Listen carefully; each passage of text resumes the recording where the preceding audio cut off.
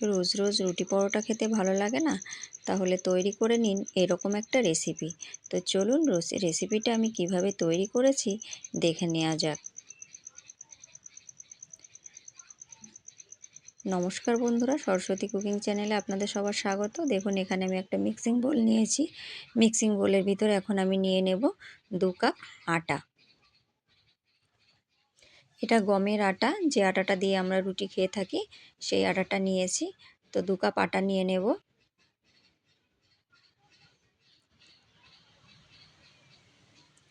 এখন এই আটার ভিতর আমি দিয়ে দেব অল্প একটু লবণ,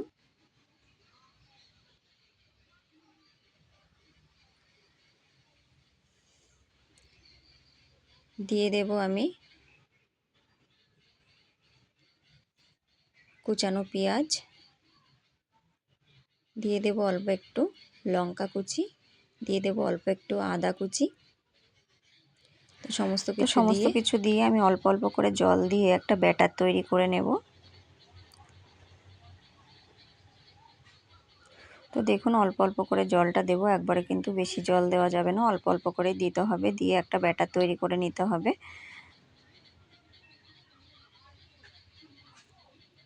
তো দেখুন এই যে আমি এখানে একটা ব্যাটার তৈরি করে নিয়েছি, ঠিক এই যে এরকম হবে।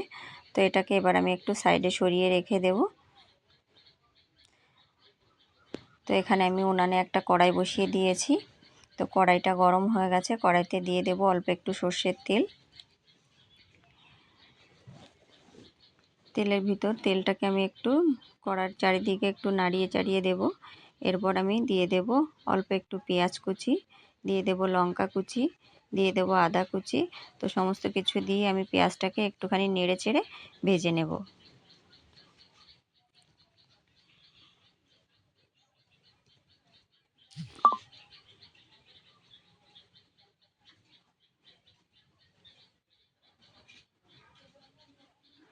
তো দেখুন পেঁয়াজটাকে আমি নেড়ে চেড়ে ভেজে নিয়েছি। এরপর আমি এর ভিতরে কিছু মশলা অ্যাড করব। এখন আমি দিয়ে দেব স্বাদ মতো লবণ, দিয়ে দেব অল্প একটু হলুদ কালারের জন্য। তো লবণ আর হলুদটা দিয়ে আমি আরেকটু নেড়ে চেড়ে মিশিয়ে দেব।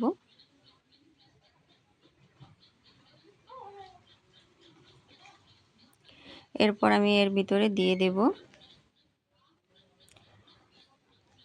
লঙ্কা গুঁড়ো,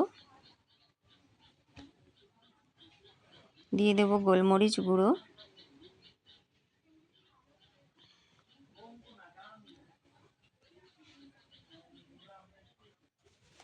এরপর এর ভিতরে দিয়ে দেব অল্প একটু গরম মশলা গুঁড়ো। তো সমস্ত মশলা দিয়ে আমি আবার নেড়ে চেড়ে একটু ভালো করে মিশিয়ে নেব।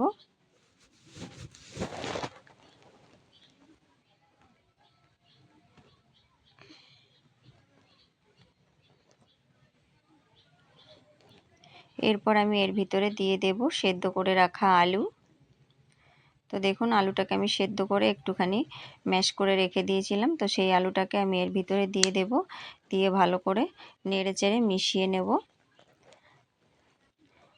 আলুটাকে একটা সফট ডোয়ের মতন তৈরি করে নেব। মিশিয়ে আলুতে যেন কোনো দলা না থাকে, ভালো করে মিশিয়ে নিতে হবে।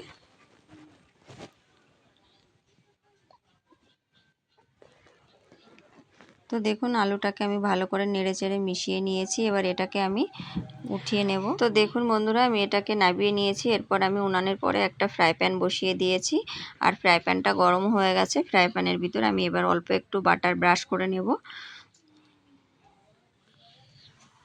আপনারা চাইলে এখানে তেল কিংবা ঘি দুটোর একটা যে কোনো একটা ব্যবহার করতে পারেন।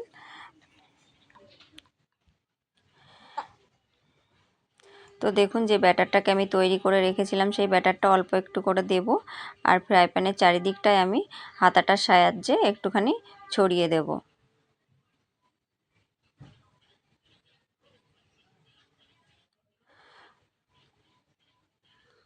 তো দেখুন আমি চারিদিকে সুন্দর করে ছড়িয়ে দিয়েছি।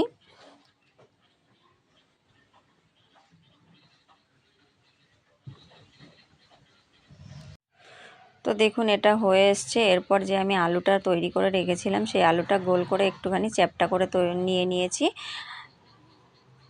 তো তো সেই আলুটাকে দিয়ে মাঝখানে আমি দিয়ে দেব। দিয়ে এবার যে রুটিটা আমি তৈরি করেছি সেটাকে আমি ভাঁজ করে নেব ঠিক এরকমভাবে। তো দেখুন এরকমভাবে আমি রুটিটাকে সুন্দর করে ভাঁজ করে নেব।